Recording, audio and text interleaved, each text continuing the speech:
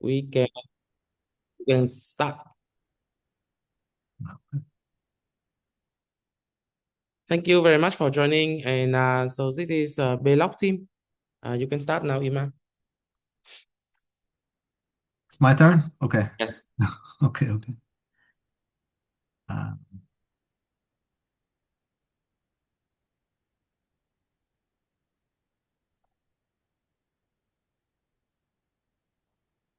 Hi, I'm Iman, co-founder of Belux. Belux at its core is a community engagement tool for brands. It is also a play and earn web gaming portal for players. Let me be upfront, I've been skeptical about play to earn and its many rebrands. I've spent years in Web3 gaming, read white papers, seen the cycles, and worked on projects at Immutable and other companies. So I've had a front row seat to what works and more importantly, what doesn't. And that's what led us to Belux. Now let me show you the gap we saw in the market.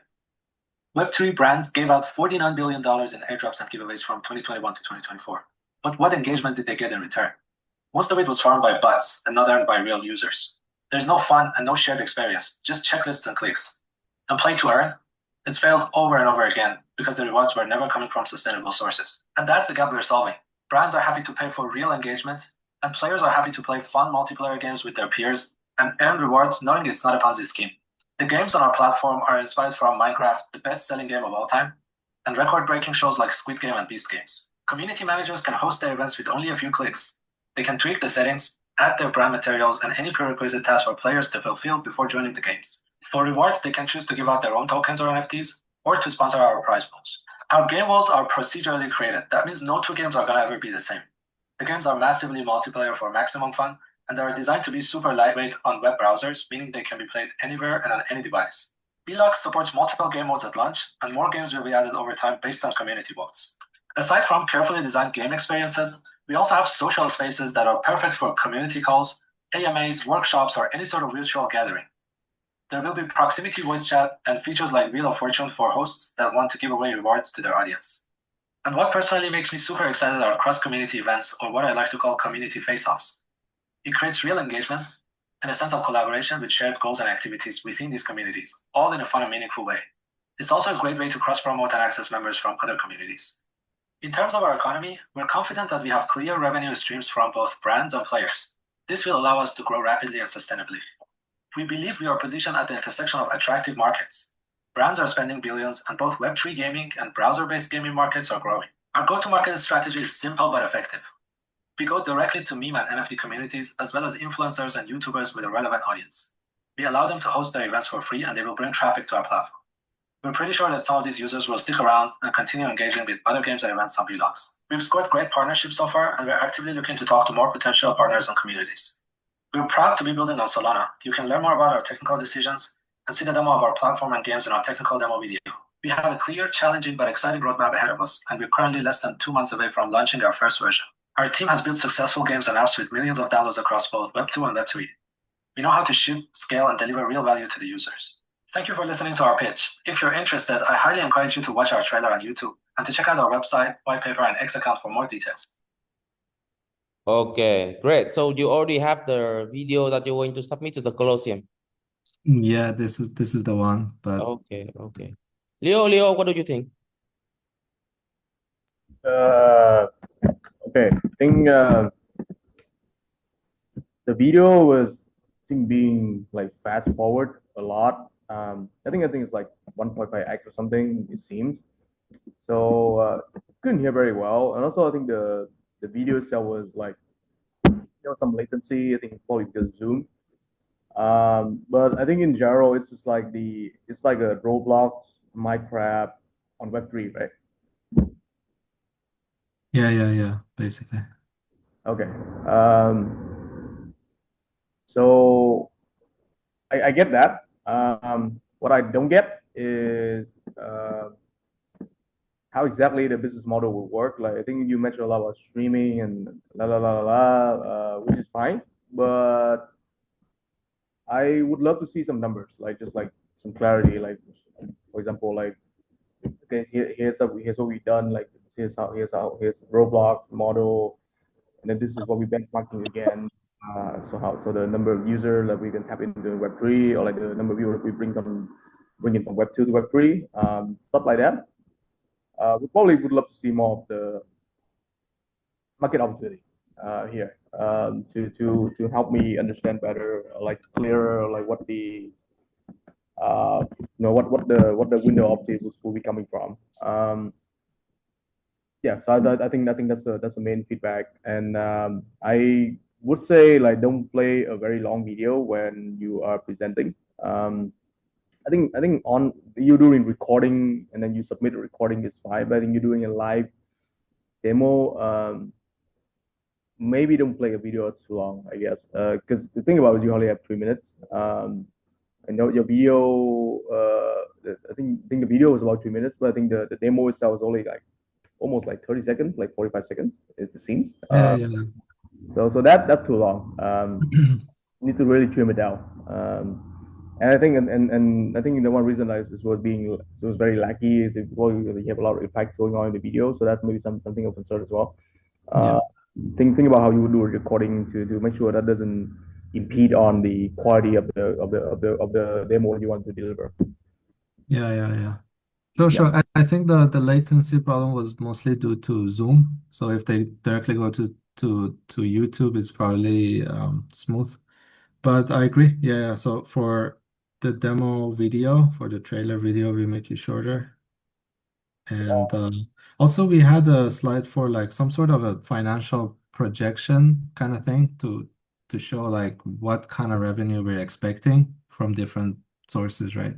But we're not sure we want to include it or not at this stage because we're still pre-product. So it's all assumptions mostly.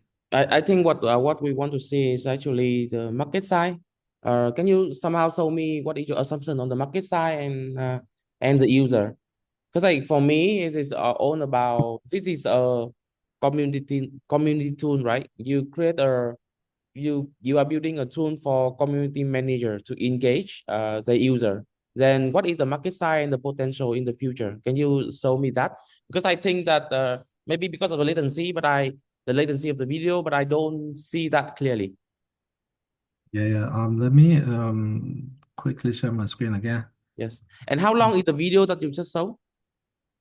Video is exactly 3 minutes. 3 minutes. That's why it was speed up. Like you're right, Leo. It Okay. was around 1.5 speed to fit the 3 minute criteria for the hackathon. I could kind of tell, yeah. Yeah. So in terms of market opportunity, we have looked at two things. One is the airdrop market value, which was huge. I think that there are also some stats at the bottom I have to read to remind myself as well. So Web3 gaming market size is growing, basically. It's around 7.7 billion in 2025 and a 20% growth annually. And the browser-based gamings also because if we look at it from one angle, our platform is a browser-based gaming platform, right? On the other angle, it's a Web3 game platform. So both of these markets are growing. And also, what we know is that the brands are spending billions of dollars every year on airdrops, like Web3 projects, basically. So these are like, in terms of market opportunity, I think these three numbers are there to showcase the opportunity of the market. Leo, what do you think? Do you think that airdrop market value is something fair to look at? It's like 50 billion, $49 billion worth of drops the last few days. I think so. Because we are sorry to interrupt. The reason I'm mentioning that is because we are expecting these brands or communities to spend some of that money on our platform instead of just directly airdropping on X or somewhere else, right? Mm. So distributed through our platform. Yes, I think the airdrop market makes sense. You considering yourself as a gamifiable airdrop delivery channel, then yeah, it could be an interesting play. Although for the look of it, it seemed too much like a game, and then not too literal like an like airdrop distribution channel. So maybe you need to fix here. What is it? Is it like a gamify airdrop mechanism platform, or is it a gaming with airdrop built into it? Yeah, what we're going for is mostly a gamified, a super gamified reward distribution, which includes airdrops and everything else. So if you want to like reward your users, if you want to airdrop tokens or NFTs or whatever, you can just simply do it on X or through other tools, but you can also do it through games, right? On our platform if you want it to be more fun and more engaging. Sure. Okay. That's what we're going for, yeah. Yeah, I don't have any question at this point. I think overall, I think just need to make clear that key elements here. Like, are you an airdrop distribution platform, or are you a gaming platform with airdrop built into it? Um, for me, it's actually way better to be an airdrop platform. Yeah. Okay, the reason we do, like to be honest, the reason we didn't use the airdrop term a lot on the pitch deck is because we thought that there is like a negative sentiment attached to it recently, but we're not sure. Like, should we use that term more or just for the clarity or no? I mean, you don't have to use airdrop. It could just be like token distribution, right? You know, like Streamflow or Magna. But like you can position yourself as something like a Magna, but for like the retail market, right? Yeah, And yeah. an example would be like the Monad claim that's happening right now. Okay. Yeah, so makes sense, makes sense. Thank you. Yeah.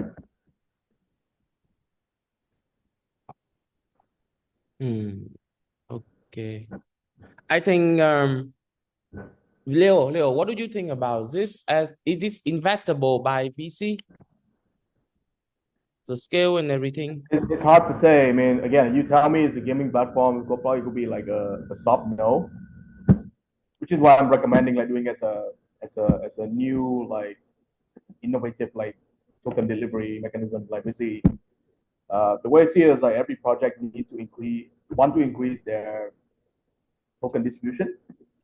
Um, and so this could be a good way for that, but of course it relay a lot back to how would you put it, how would like Iman position this, right? If it's just a game, then it's tough. Or is it just a gaming platform that's tough to like gaming in general is struggling right now.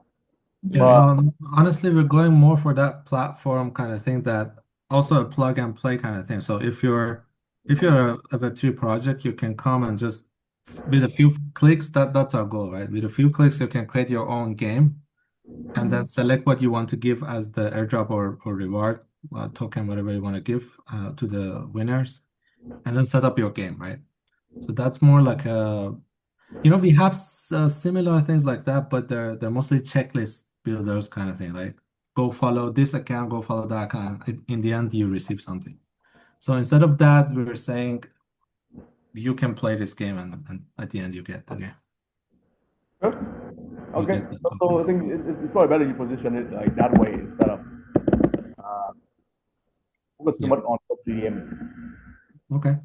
So gamification is a big part of your platform, but it's not the key focus. It's like the key selling point here is you are a token distribution platform. Okay. So we should put more focus on that part of the Yeah. distribution side. Yeah. Okay. Yeah, like I don't even have to be an airdrop platform, right? Like I mean, airdrop somebody put it, but like, you can also like put it as a gamified so as a magna for retail, however you want to put it. Okay. Yeah, I think so. I think like put it more stress more on the platform and a new way for token distribution. I think people really looking for it because token distribution is something that we own and want a fair and a better token distribution platform, right? Even Yeah. like you have the games when people have to walk around and dig on remember in your game, user have to go around and dig the earth and find the token, right? So it's so user interaction and everything, and you can even have small quiz so people actually have to learn about the project to get the token. So Yeah, and also it cannot be botted as well because the other methods usually can be botted, but this yes, one you actually need to be a human playing the game to. yeah. So maybe you can talk more about that as So emphasize more on token distribution. So don't position as a game, but gamification. And actually think this is gamification of token distribution, right? Yeah. Yeah, basically. Okay. Okay. Okay. Thank you very much. So next Thank you, team. guys. Yeah, thank you. Thank you, Imam. I'm sorry, I thought that Belox was the first, but it should be Primo Bet. So Primo Bet, can you join? Yes. Yeah, I'm Can sorry. you guys hear? I mess up with the calendar. Oh, I okay. see Imam here and say hi, and immediately ask him to pitch. No problem, no problem. All right, so let me just continue with sharing my screen. Yes. Okay, wait up.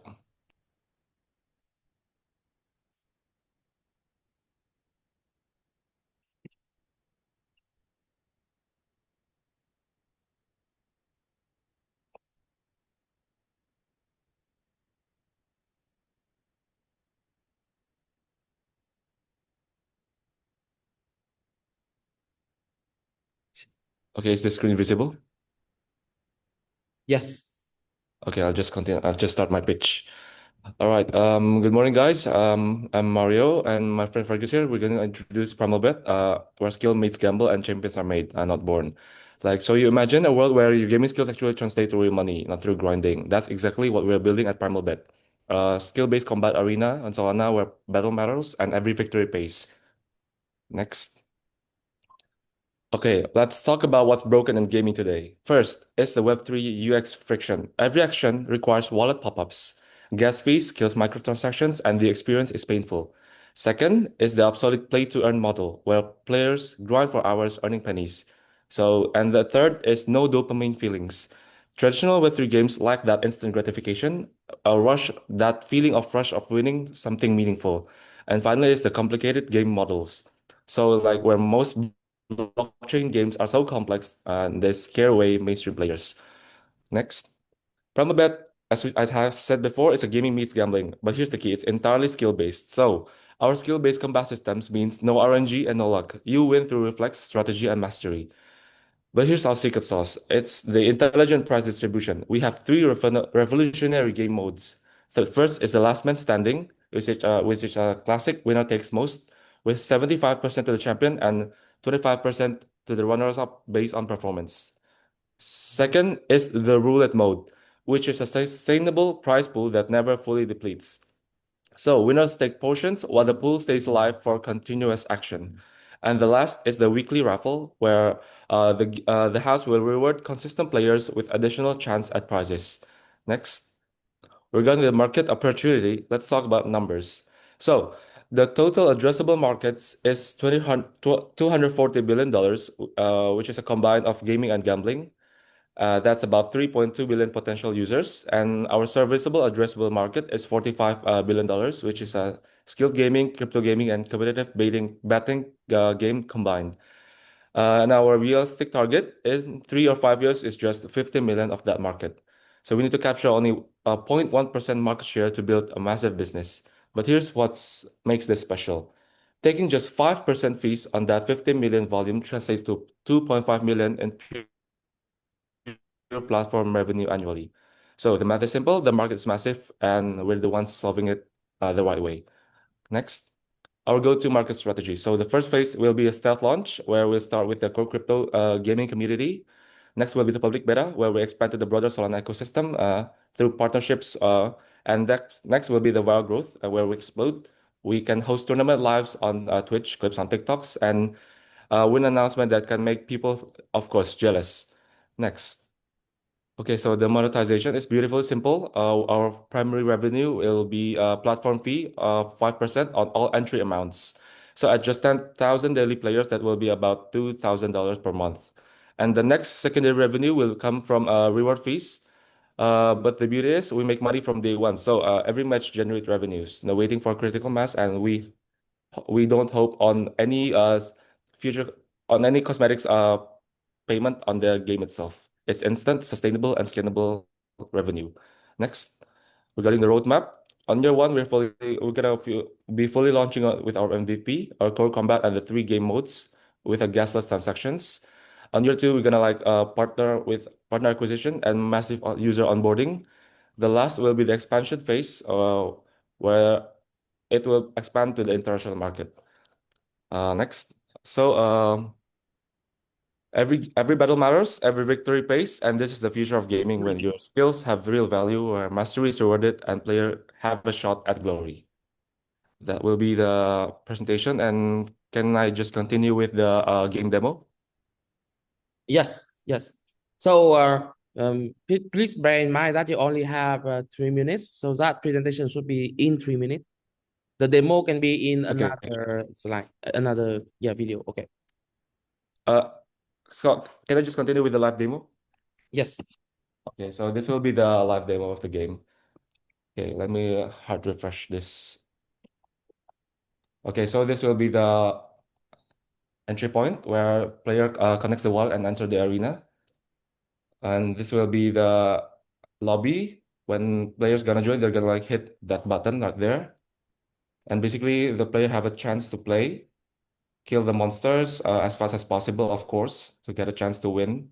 And after killing those monsters, wait, let me just finish. Bam, done. And then a button pop will show. This will give the chance for the players to get their reward, of course.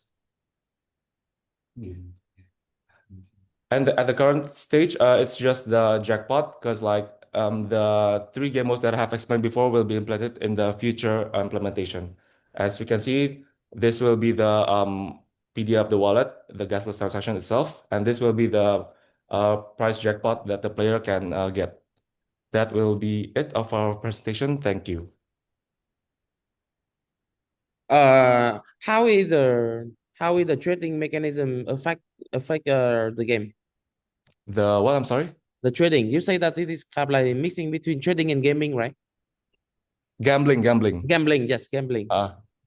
Oh, because like the player when the player hits this button, they're gonna pay a fee of amount of 0.01 sol. That Okay, will be okay. the gamble itself. Okay. And after winning the game that I've just played, yeah, player get a chance to like get the prize pool itself, the prize pool that is like the jackpot. It will continue growing and grow. It will continue to grow after based on the amount of how many players have joined the game. I see. So, how do you define who win and who lost in this game? So it will be. I'm sorry. The how you win, how you lost. Do you mean how the player gets the jackpot? Yes.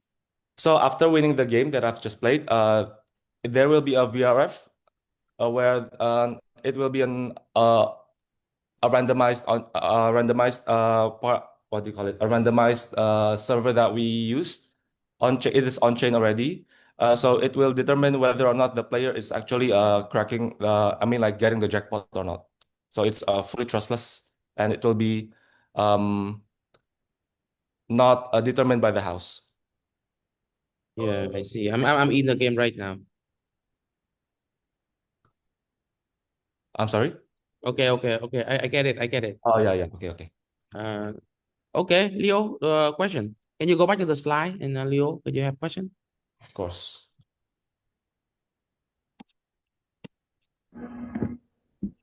Okay, so this is a sort of like a in-game betting. Right? Like, Yeah, so that's basically correct. you have like people playing, and then you have other people who can bet on the players, like who's gonna win, who's gonna do what and what and what, right? Yeah, that's correct. Okay.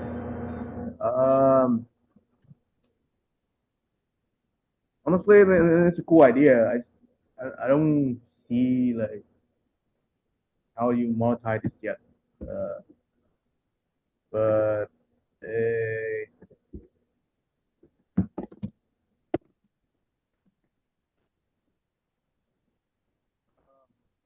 yes, have one. I mean, I don't know. I don't know. I think it's a very cool idea. I think the slides are well done. Demo is pretty rudimentary, but I mean that's understandable given the stage. I just don't really know if like how would you make this like business, right? Like, are you tokenizing the streams of the game? Are you tokenizing the player profile? I think in the end of the day, I think like or like are you like tokenizing the bets? Um, I think it had to be a bit of clearer like monetization angle here. Again, because we deal with like content tokens and creator tokens and like whatever token, right? So I would say pick one direction and focus on that. Do you mean on on how we monetize the game? Yeah. Well, not just like how you monetize the game, also like how you might monetize the game in a Web3 way. Basically our monetization model is like the fee that we take from each entry and when the price actually pops. That's like our monetization strategy. Yeah, I get that. Again, I think it's very generic, right? But Mhm. has nothing to, it's not different than Web2. Like how do you why would people stream and bet on you versus like let's say another platform like in Web2 like Twitch or like whatever, right? I Mm. I think you need to make clear like and this is where the why Solana part come in. Right? This is another thing I didn't see, right? Like why Solana, why internet capital market, why you doing all these things on Solana, right? Um and uh, honestly, I think you have to make that clearer. Like maybe have a clearer playbook as to like, okay, we're gonna have these games, gonna have these players, we're playing, we have the betters coming in, and this is how we're gonna leverage Solana blockchain and tokenization to make it become more interesting. Basically, I see. you're building like a Web3 native platform instead of just like you know Web 2.5 play. Mm. Yeah, I see your point. Yeah, I think from my point of view, um, from the VC point of view, they will ask like how you scale this project because the nature of VC business is that they want to looking for any projects that have a chance to become like have a chance and return them a lot of money in later on, right? For Mm. this, I think I can see that you can have a lot of users and actually I do actually see some of the projects like it in Solana ecosystem. They never raise VC, but I think the team is quite successful. Do you know Flipcoin? Flipcoin.gg, I think. Coin Flip. Oh yeah. Yeah, Yeah. yeah, yeah. I have heard of that. Yes, coinflip.gg. Yeah. They have a very interesting marketing operation. They have like airdrop into own active wallet a little bit of that token, so people get curious and join and use the project. Another project is Spaceship. I don't remember, but kind of like the game mechanism is a little bit too difficult for me. But the idea is like you make a bet, and then they have a spaceship, and if the spaceship crash, if you bet on the spaceship crash or if you bet on the spaceship can survive after some time and you win. So kind of like that, those games they never go to VC and they are quite successful. So my suggestion is like for your project, still I think you should still need to submit to Colosseum and finish the slide and the pitch. But I suggest that after you do that, send me the video. I can connect you with three launchpad. They kind of like serve project like you, which is like not really fit to VC, but with a viable business and someone will fund you guys for you to go to bring this to the market. Does it make Mm. sense? Yeah, because I'm working with Siren AI and Indie.fund right now, and they are asking me for like project which is like not really VC suitable, but business viable. So they can have the kind of like private investor community who want to put money into something like this. Yeah, I see. That Yeah. will be great opportunity for us. Okay. So please just finish the slide and everything and send me the I will and after you send me the final version, I will not necessarily the final version, maybe within this week, send me the next version and then I can create a group chat with you with Indie.fund and Siren AI. Okay. Yeah, Oh, I'll try to refine the deck. yeah. Okay. Okay, next team, please. Thank you for the opportunity, guys. Yes, thank you very much. Because Leo left. Hello, I'm from Passin. Yes. So Let me present. Yeah.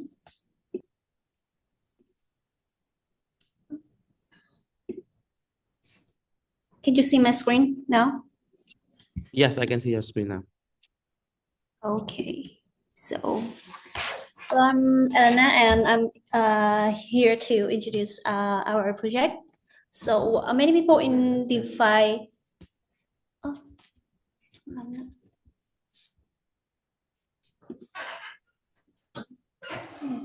many people in DeFi said to me that they feel it's hard for them to uh,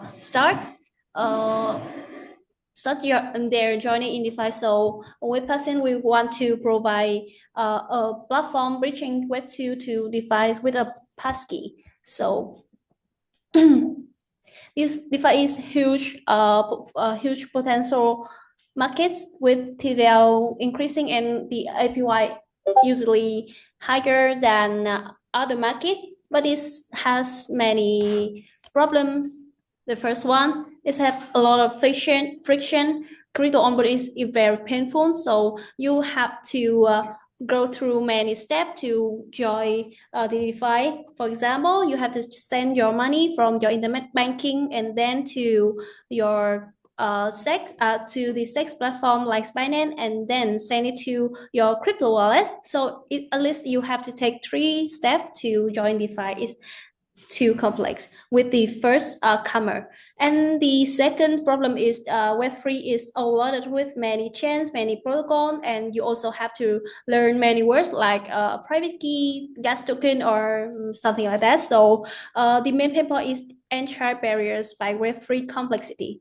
So Pasins solve this problem by 2 main features. The first one, easy onboarding. We want to bring the easier web-free experience for users. So you just need your internet, your banking account to join DeFi, and then your crypto wallet is created automatically. And with a passkey, you can join any activities in DeFi, for example, from deposits, invest to withdraw with just a fingerprint like that.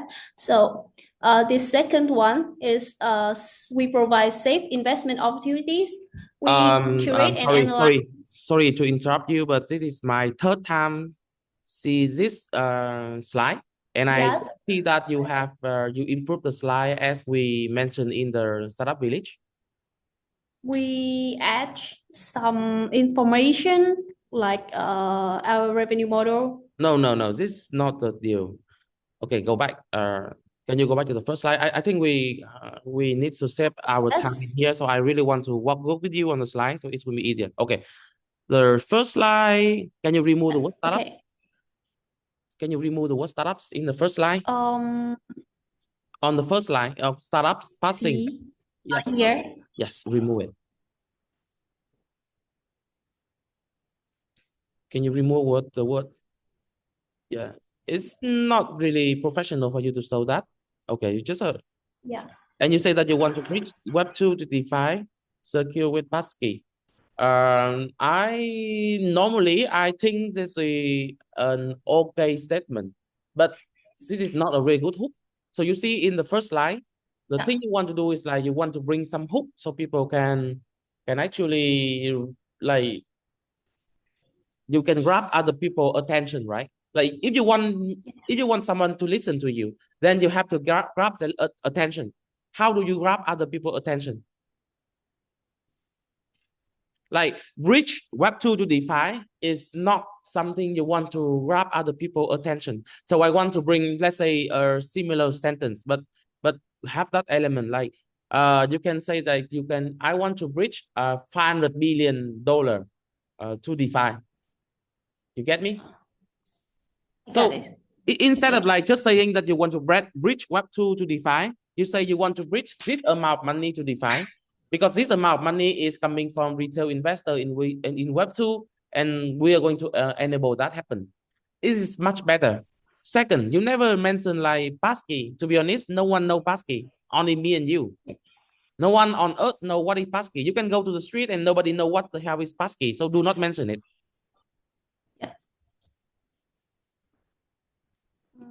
To be honest, this is a very strong project, but this is third time I see the slide, and I don't think anyone will appreciate this project because it takes too much like understanding to actually read this slide.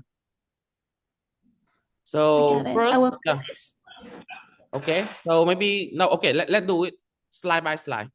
The first slide, can you change the words? No, let's do slide by slide. The first slide is what are you doing? This slide, right? No, just go back to the first slide. The first slide. Oh, here. Yes. One, change this word read Web2 to DeFi, circuit with passkey into like bring some amount of money into DeFi. Like bring some big opportunity to DeFi, something like some number, do some research, do some number. And I think actually it's on your market slide. The market is like one. No, do not do it. You don't want to waste any slide. You only have 3 minutes, so everything you write down should matter. Do not put junk on the slide.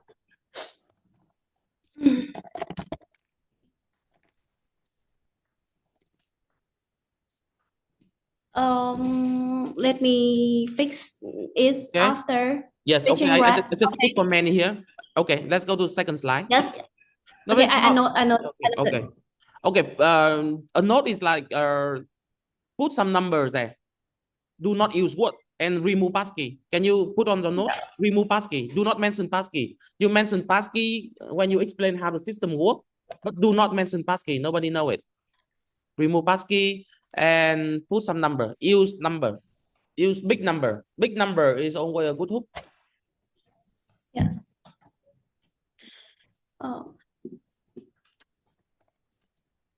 Any comment?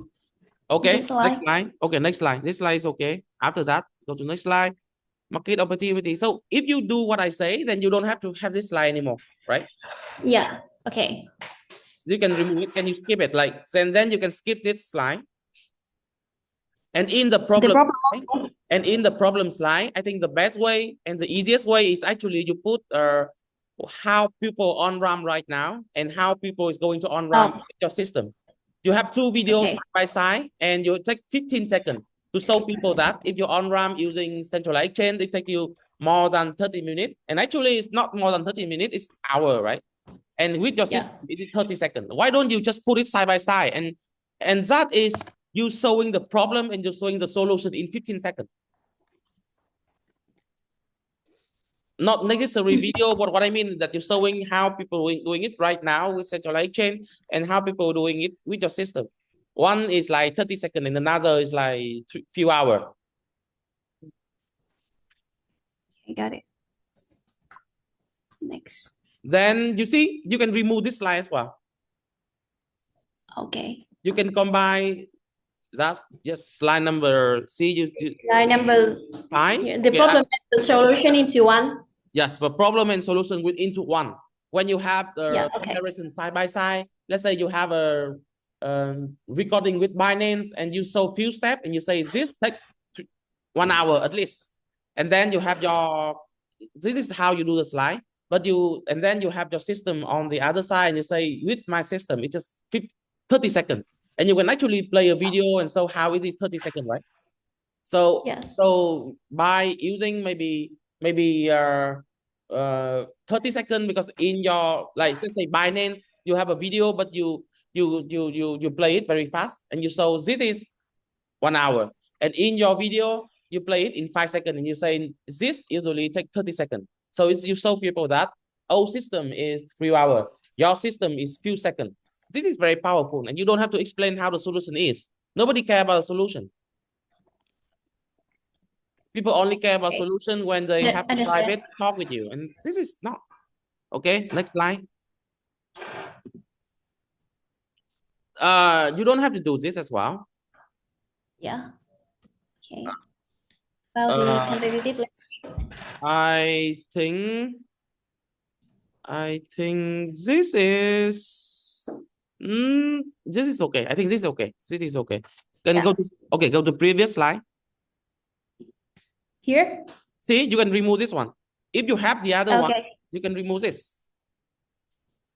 Can you go back one slide? No, go back. How passing work? Look, if you have This passkey in here, nobody understand. oh Look, never mention passkey. Passkey is the I think technology I behind will. this. Yeah, I think I will describe it in words or in the one way more easier to understanding. Like passkey is your password, your fingerprint, your face No, ID like that. no, not password. The whole point of passkey is you biometric, right? There's no password in here. Yeah. Oh, okay. Yeah. Okay, so Anything? I think this Any slide is comment? still okay. This slide is still okay because it's make people easy understand. Or can you Okay. remove laser kit because nobody know about laser kit? Remove what? Laser kit. Laser kit. Okay. Yes, nobody know like what is a laser kit. So why do we put it there? Oh, Okay. Just I think it's up after. okay. Next. Revenue model. Okay, revenue model is so $0.1 per transaction is a little bit too high. Too high? Yes, is it fixed fee or something?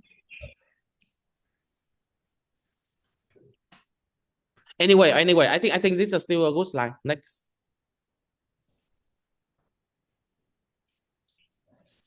No, this is roadmap. This is not go-to-market strategy. Look, can you remove next? Nobody care about roadmap. Remove roadmap. Nobody care about it. Okay. It's actually a taboo in blockchain right now for you to go to pitch and you show roadmap. People will think you are scam. Oh. Only scammer put roadmap right now. Nobody use roadmap anymore because how can you be sure about the future, right? You only sell an uncertain future to other people to scam the money. So never for anyone in the call, never use roadmap again. This is actually a taboo. This is a very well-known taboo in the industry already.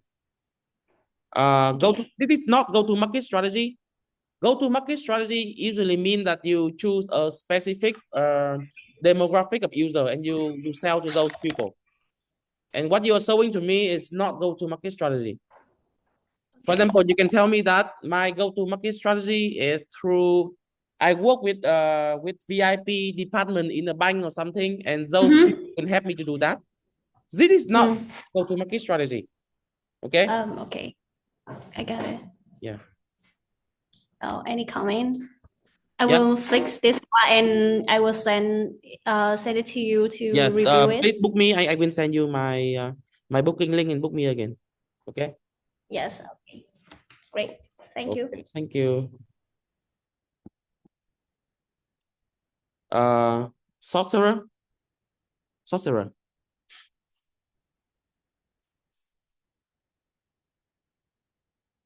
Next team, please.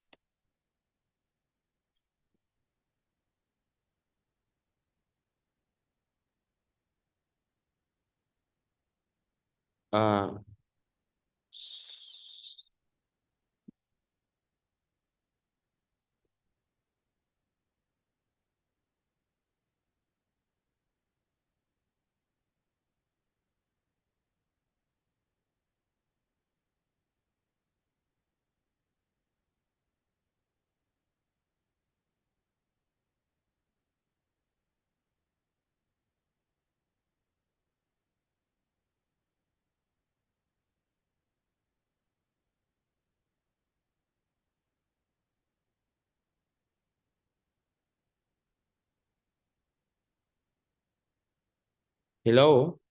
Next team, please. And can you share your screen?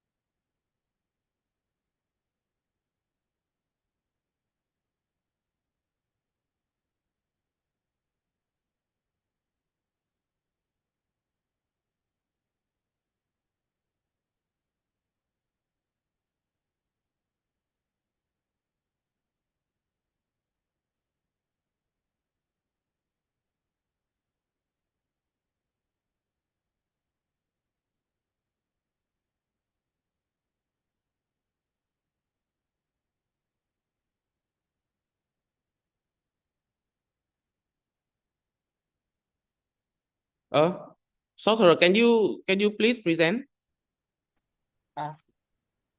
My turn. Yeah, I'm asking for you. Can you share your screen? I thought I'm the last one to present. No, I'm sorry, but like because I don't see other people in here, so please. Okay. Sharing my Yeah. screen. Yes, please share your screen.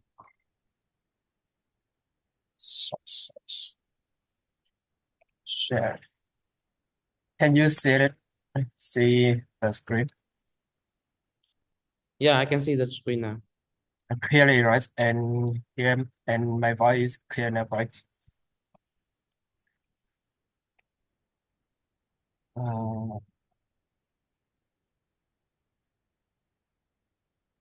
Okay. Let me introduce again.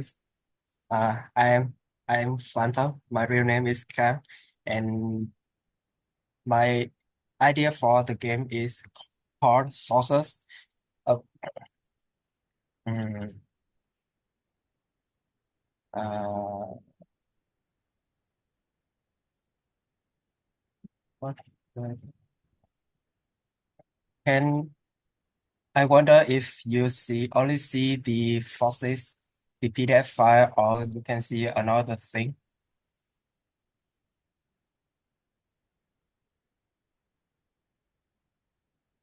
Can you I start? wonder. Yeah. I wonder if you only see the PDF file. Yes, I do. Yeah, only that, right? Not Yes. anything else. Yeah. Yes. Okay. This time I will introduce you to my fantasy world based on magic, which roughly influenced by the real life world. And the game, my aim for this game is this will not just be a game. It may become someone's guideline or someone's adventures to refine themselves about the about the world building, the story of the world. It will take place in a world where magic take the role of a daily factor. When like in our world, physics is the daily factor, and in this world, it is magic. I define five regions represent five distinct aspects of people.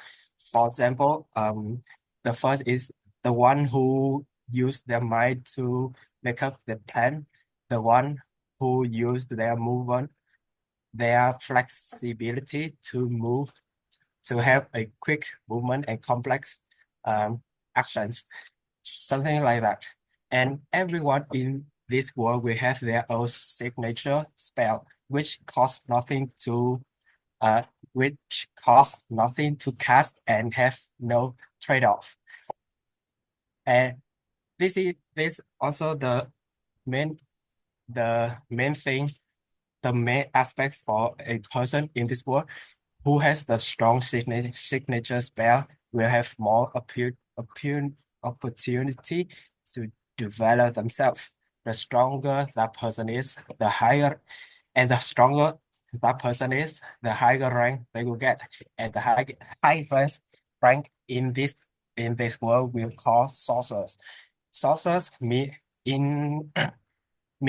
the one who use magic without need any learn or study. They just use, and this rank can be obtained through study, through their some experience, or maybe for someone just be born. The the story the story that player will experience is the player will control our main character with his signature spell is overthink, which complex complicates the problem by thinking too much. So it's so completely useless spell, even it costs nothing to cast. Okay, can you skip this because this is not something to put on this slide. Okay, look. You are presenting like a product pitching, but this is not product pitching. This is business pitching. So there are only few questions people care about. One is, what is the problem? Who are you solving the problem for? Ah, Can you skip to this that slide? I just ask few questions and you answer me. What is the problem and who are you solving the problem for? I'm this just game a game script for this pitching. I take it from the previous event from Solana. Okay, that's Called fine. That is a product kind of like that is a product camp to show people how to build product. But Colosseum Hackathon is totally different. It's about building a business, and people want to put money into you, and they expect that they can make a lot of money later when you are successful, right? So I will not put money into a nice game, and I have no idea in the future how much I can make. So this is wrong. Okay, can you show me? Okay, one, you are building a game. Building a game is fine because we already know that many games make a lot of money, right? Like PUBG, like World of Warcraft, and everything. They make a lot of money. So building game is totally okay. But how can you? What is your hypothesis to make sure that a lot of people will play your game? What is the hypothesis? the the difference from my game compared with the other game is my game will focus. It will have the aspect to focus on the one person feeling and thought. Like some game will focus on flashy effect or combat or some rich story, and my game will my but my game will focus on just one person. Like someone will lost themselves in their own growth routine, but I want to, after that person playing my game, they can have another think about their own ability. Like you could see around us have a lot of people who seems a lot better, much more better than us in almost everything. As This is in not clear. It is not clear. It takes you like nearly 1 minute to tell you what you mean. It is not clear at all. So I think you have to go back to the slide and think about what is the special thing about your game. There are a few things that can make a game success. One, either is a very good game. Second, you have an amazing distribution channel, right? For example, like I don't think game is that good. Gameloft, they produce 100 games a year. There's no one like say that I produce 100 games a year and I produce good games. No, but they got distribution channel, right? So either you say I got a good distribution channel, or you say that I have a very good game, but you have to have a very compelling reason why you're building a good games. Okay, can you scroll the slide? Next slide. Okay, next. Next. Okay, this is the gameplay. Next. Yeah, this is also for the gameplay style. Okay, For I see. Next. this is Okay, just so a this is mechanic. this is the presentation for the game, not for the business. Yeah. I think you have to build a new slide. Do not use this one. Just keep this one as it is because it's a very good slide to present to people what is your game about, but not for Colosseum Hackathon. For Colosseum Hackathon, you have to build a new slide. I understand. Yeah. Okay. Okay. Maybe that's all for now. Okay. So maybe two things. One, send this line into our group chat. I think we have the group chat. Send this into the group chat. Yes. And maybe for your project, one, you have to build a new pitch deck. Second, I can connect you again with other game team. I can connect you with a kind of like indie token launching platform and see, because it's for game, it is kind of like I usually say that game is a movie business.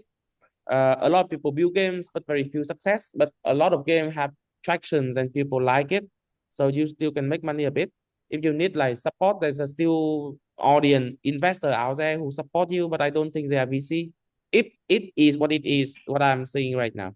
So maybe create a new deck, send it to me. send the current one to me, create a new deck and send a new deck. And also if you have a video demo, please send it to the group as well. Okay. Yeah, I understand. Okay. Thank you.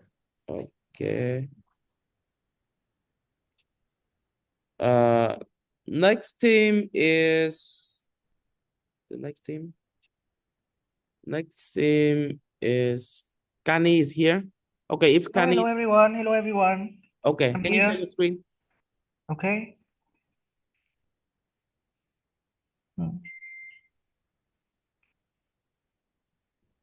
Screen.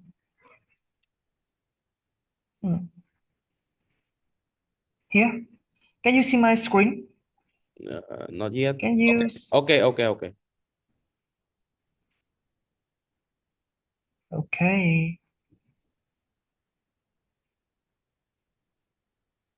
Yeah. Hello. Can you hear me?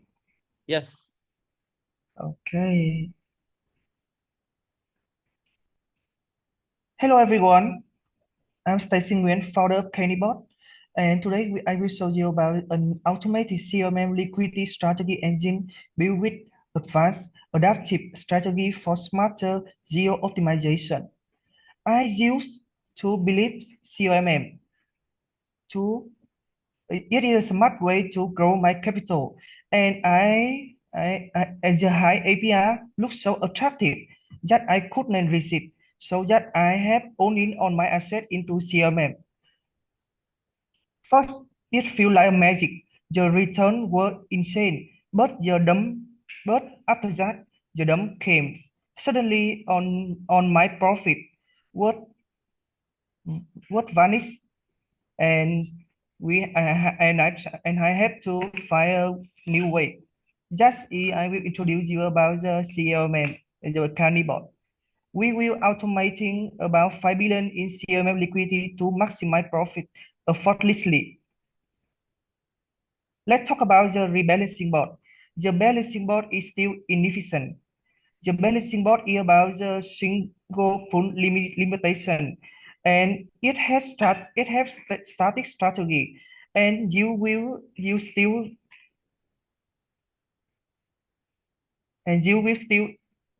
have and you still face the impermanent loss.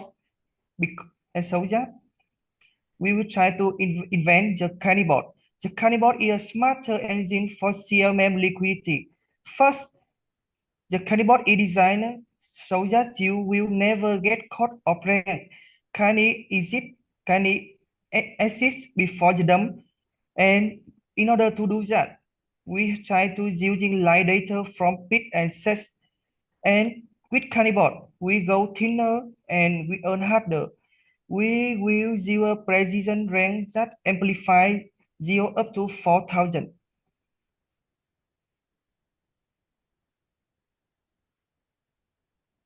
And we have conduct a canny private test traction. We have about conduct a private test traction with 10 early user, and after a month we know that the APR of the cannibal is about the 320 APR across private test pools. And for about 1 month we have find about the 20 dump detected, and when we auto is exited before loss. And we have tested with about the four we have tested about the 40,000 liquidity, and we have tested with 3 days: Radium, Orca, and Meteora. And next, we will try to make a comparison about the candy and traditional LP board. With the first feature is about the range strategy.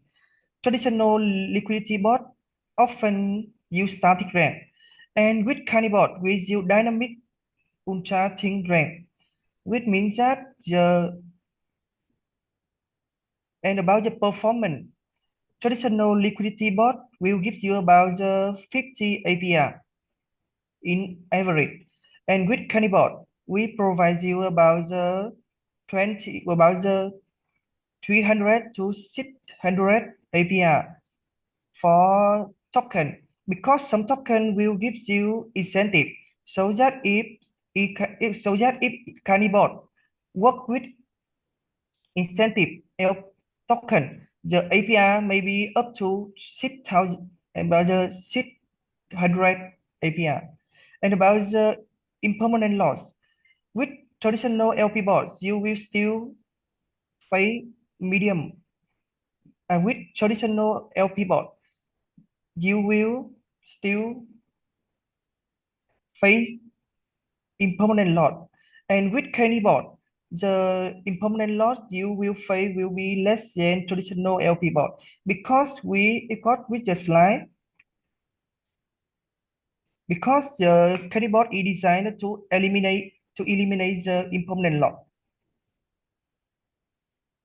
And next we talk about the simple business model.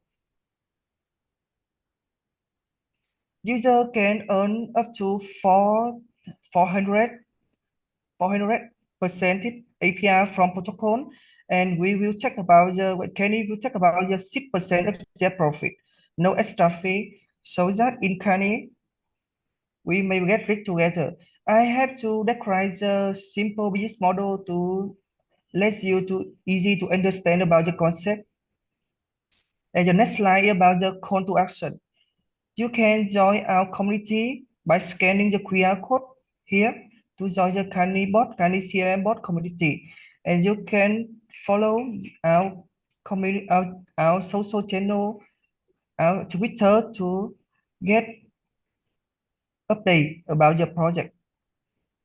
And the next slide about the founding team. I'm Stacy, I'm the founder and CTO, and I am founder of the project. And we have Tony Nguyen, Lois Nguyen, and Sixin as the co-founder. Yes, Son.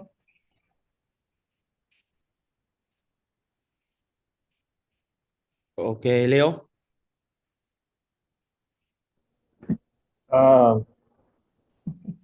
Right. So I think the slide was, I guess, simple. I mean, you have a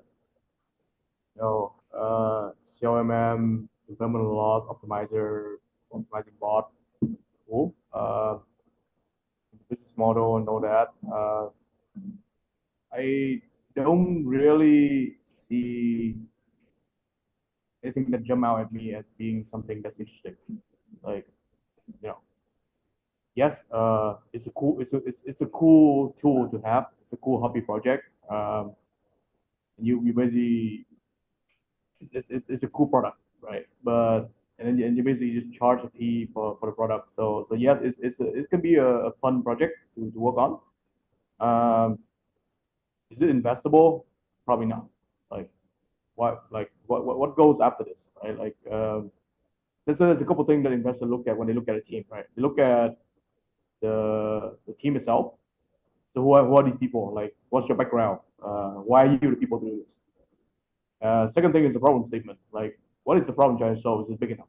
So I think your problem statement was like, it's pretty generic. Like, okay, yeah, we get it. This is a problem with everybody, but how do you find the problem solution fit, and how you find problem and why would your solution be the best solution for this generic problem, right? And then there's a product market fit. Like, who's gonna be using the product? Like, who are the users? Like, are they traders? Are they farmers? Are they peers? So that's unclear, right? And of course, I think the overall flow of the slide was just kind of hard to follow. Like, you and I think there's just like smallish thing. Like, for example, you don't have to say get rich together. Like, I don't think that's necessary, right? Just say that you're making 4% APR. So we're charging 6% fees from that. So that's a fair deal. Like, you don't have to say like get rich together. Like, I think just in general, like some Vietnamese people, some Vietnamese developers, some Vietnamese people that I met, like they tend to pitch that way, like in a very like selly, like lua ga pitch. That's not good. That doesn't enforce confidence. if anything, that make me doubt that like are these guys for real? Like why they say this, right? So I think all in all, from 1 to 10, it's a two out of 10 pitch because it's lacking everything. There's no team information. There's no background of the team. Who are these people? There's no clear problem statement. There's no clear problem solution fit. There's no product market fit. And finally, I don't think there's even a clear ask here. Like you show a QR code, like say scan it, but like what for? Like, are we gonna get something from this? Are we gonna get to try the product? You know, yeah. I mean, just honest feedback, and this is bad. Like, don't submit this ever anywhere. Like, should not even show this to anyone. You need to fix it. Yeah, thank you. Leo, they have traction. Do you think the traction will make this projects? I mean the business model is quite yeah. Honestly, people would drop out before they even get to the traction slide, right? Because like I hear nothing of interest in the first minute. And again, you have 3 minutes, but the reality is like first minute is key, right? You don't get people engaged right away with the opening statement, and then the battle is lost. And I think I looked at the GoCM platform the other day. I think there's right now there's about like 5,000 people signing up. Assuming a team of three, that's like roughly 1,100 team, like 1,200 teams competing for how many prizes? I forgot what it was, like seven track, 5 prizes, right? So 35 slots. So this would lose our. I wouldn't even put this in the top 500.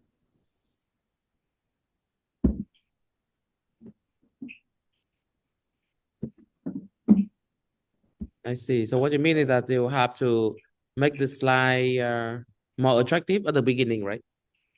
Yeah, like again, like they're solving a very generic problem, right? Like this is something that people know exists. Like this is a known problem. So for this team, for this product to solve that problem, I think the two things they need to focus on is like one, who's the team? Like why are you the people doing this? Like you show me like Stacy is the founder, CEO, CTO, Tony is a CMO, Louis is the COO. But like what do you guys do? Like what did you do in the past? What Okay, was so that I will show you about the background of the founder team and about something like founder market fit. not well yeah, I mean founder no, I don't think it's like founder market fit. I think it's like founder product fit. Founder And product fit. it's mostly just because like are you the right people to do this, right? Yeah. Like you say you someone who did like 5, 6, 7, 10 years in DeFi, you see this problem, blah, blah, blah, and then yeah, okay, that's a strong start right there. Like, and I'll be more inclined to hear what you have to say. Okay, You jump understand. into a problem right away and you just say a very generic problem. I'm like, yeah, I've heard this 1,000 times. 1,001 make no difference.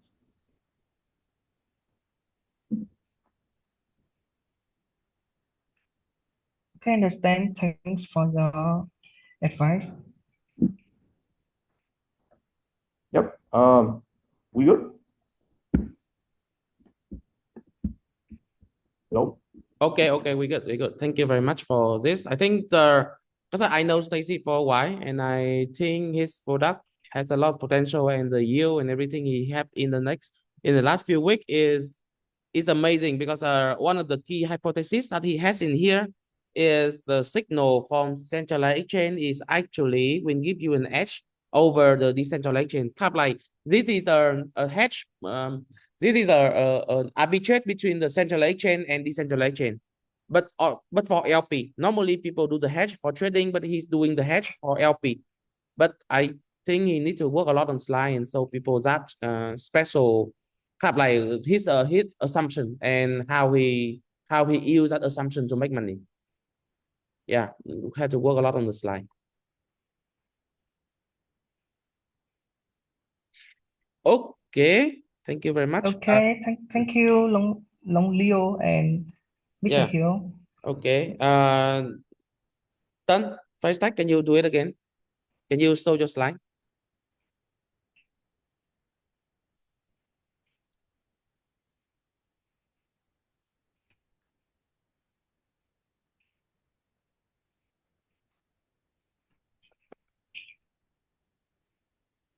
Ờ,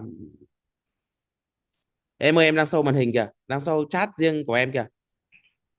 Sorry anh, Thấy ảnh nóng hết rồi nha. chỉ có ảnh nóng.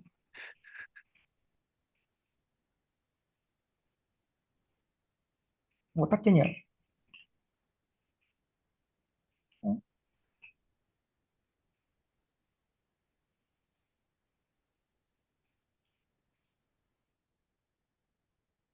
Okay, face tech, can you start?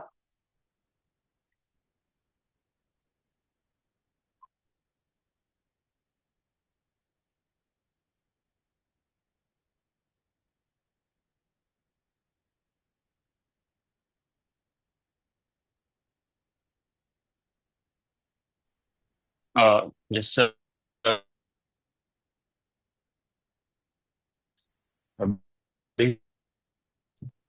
Yes.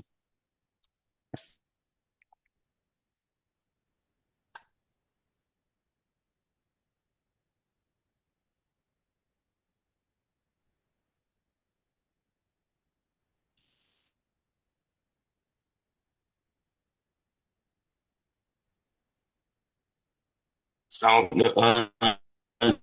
you guys is Can you share your screen?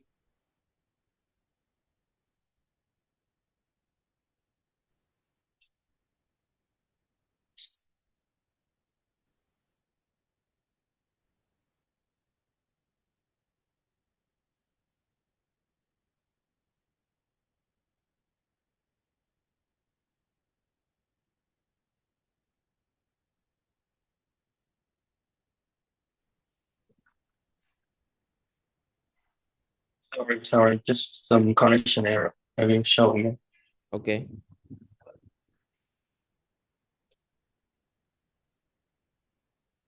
Okay,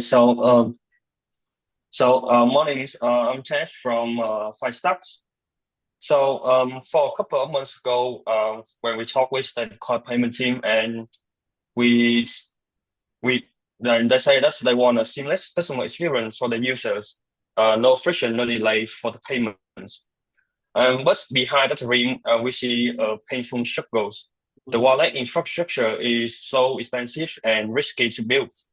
So and the team lost time to just handle the basics, and instead of focusing on their visions. So that's the problem Flagstaff exists to solve, and we want to make stablecoin operation accessible, affordable, and fully under control. What actually happened today is when a team wants to support stablecoin payments, they face three painful trade-offs. For example, if they go for hot wallets, it can be deployed instantly, but the problem here is insecure and it's single point failure. Then they look for cold wallets or multi-sig. It's safer, yep, but slow, inflexible, and risky. And the first one for custodial SSS, it's more convenient, but they will give up their controls. They face vendor logins and data residency risks. And eventually, they want to build their own infrastructures. And well, that's not really a good idea because there could be $1 million burns because their engineering time builds the skills stablecoin wallet infrastructures. They also face system failures, misconfiguration, and bugs that can cause downtimes and transaction errors. And even if they can handle this, well, when they integrate new change, it could be at least 6 weeks, and that's slow for the product launch to the market. And the old way of managing wallets is over because of three changes. First, threats are smarter and costly. AI scams are more convincing, 200% growth in recent years. Next one, the technology is ready right now. The MPC technology is now beta test, open source, and production ready. And last one, compliance is no longer optional because, for example, the MiCA regulation in Europe is required proof ownership, and non-compliance can got penalties, and it could be up to 500 million euros. So the old ways is over. So what is the new ways? The new way here is fast start. We provide a self-hosted MPC wallet infrastructure, and your key, your coins, there's no vendor logins, and more importantly, we build for scale. So as your asset value grow, your cost doesn't. So how it works? We build a platform on better test open source TLS technology from Binance. And second, we have a system to automatically sweep user deposit into essential wallets.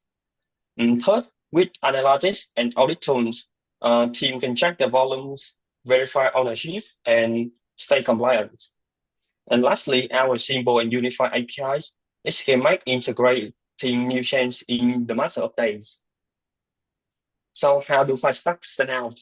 The key thing I want to mention is the sale host. With sale host, you get full of your key ownership, and you definitely know vendor logins. And with sale host, you also get unlimited number of wallets, unlimited volume transaction, and unlimited access under management. And the price just one-time license, and you don't need to worry about your cost after a year. So our business models on-premise deployment, set up and launch in 2 weeks. And then you can also look for SaaS models. You could say 10 times cost than other services.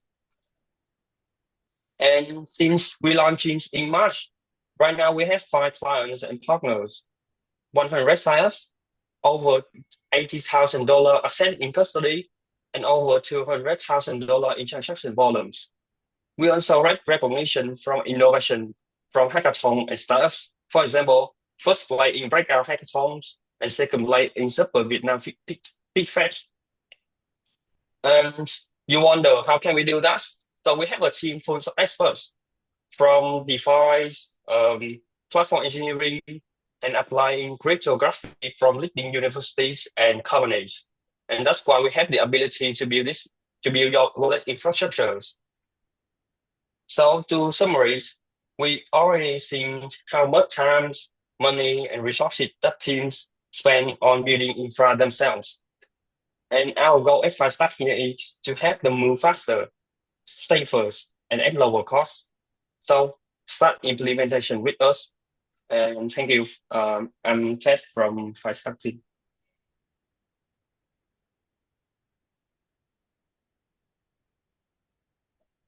Leo, what do you think? I think they do a lot of change between this time and the last time we met. Yes, we have some changes in the slide and the narratives too.